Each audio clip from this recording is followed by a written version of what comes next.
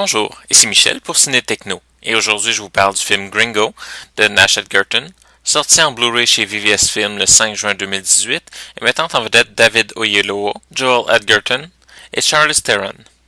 Un homme droit et un peu naïf tente de se venger de son patron et meilleur ami, mais se retrouve par inadvertance mêlé à une intrigue avec le cartel mexicain.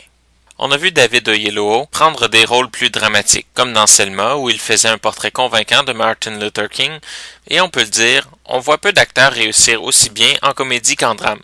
Robin Williams en était un, Jim Carrey nous a aussi prouvé qu'il en était capable. Et on peut dire que c'est dans la polyvalence que l'on reconnaît un grand acteur. Dans Gringo, on voit l'immense talent de cet acteur qui non seulement réussit à passer d'un film dramatique à un film comique, mais réussit à passer de la comédie au drame dans le même film, voire la même scène, tout en gardant une emprise parfaite sur son rôle.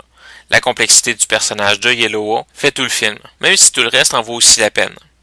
Charlize Theron est extraordinaire dans son rôle de femme d'affaires prête à tout pour réussir. Joel Edgerton, qui fait peut-être un peu plus second rôle, réussit tout de même à tirer son épingle du jeu. Le scénario est travaillé. L'image, même si elle reste simple, ajoute tout de suite aux scènes dramatiques autant que comiques et donne le ton aux autres scènes plus ambiguës. Parce qu'il ne faut pas se leurrer, Gringo est ambigu.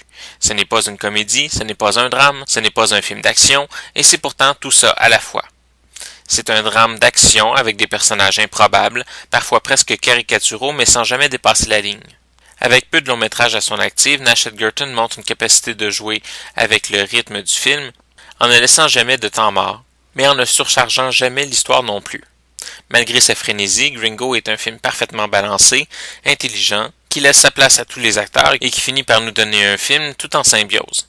Une espèce de film où tout fonctionne. Peut-être pas le film qui va passer à l'histoire, mais certainement pas un film qui mérite de passer sous le radar comme il l'a fait. Le film est présenté en format d'image 240 en anglais et français Dolby True HD avec les sous-titres en anglais et français.